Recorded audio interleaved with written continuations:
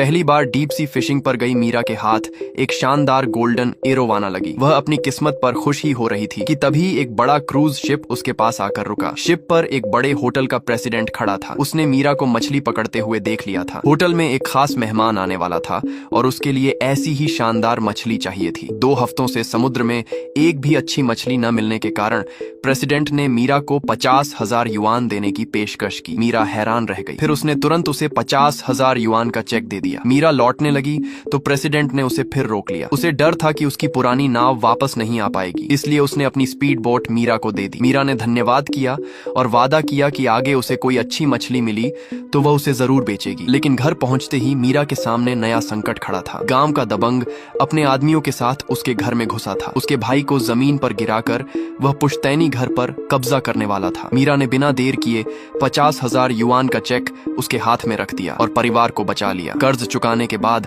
मीरा ने फिर समुद्र में जाकर मछलियां पकड़ने का फैसला किया। लेकिन स्पीड बोट अचानक स्टार्ट नहीं हुई। उसने इंजन का हुड खोला तो देखकर दंग रह गई। फ्यूल टैंक में पेट्रोल की जगह लोहे का बुरादा भरा हुआ था। मीरा समझ गई कि यह दबंग की चाल थी। खुशकिस्मती से उसके पास मैकेनिकल रीबिल्डिंग फ्लूइड था। उसने उसे इंजन में डाला और कुछ ही देर में स्पीड बोट फिर चलने लगी। दबंग उसे रोकने की उम्मीद कर रहा था, लेकिन मीरा उसकी आंखों के सामने तेज रफ्तार से समुद्र की ओर निकल गई। गहरे समुद्र में पहुंचते ही उसकी फिशिंग लाइन अचानक जोर से मुड़ गई। मीरा ने पूरी ताकत से लाइन खींची और अगले ही पल एक बड़ी सदर्न ब्लूफिन टूना पानी से बाहर आ गई। इतनी शानदार मछली देखकर मीरा खुश हो गई और सोचने लगी कि इसे बेचकर वह अपनी जिंदगी बदल सकती है। तभी उसकी माँ का फोन आया। दबंग फिर अपने आदमियों के साथ उनके घर पहुंच चुका था और इस बार वह उसके माता पिता को घर से बाहर निकालने वाला था। मीरा ने माँ से कहा कि किसी तरह समय निकालो, वह तुरंत वापस आ रही है। कुछ देर बाद दबंग अपने आदमियों के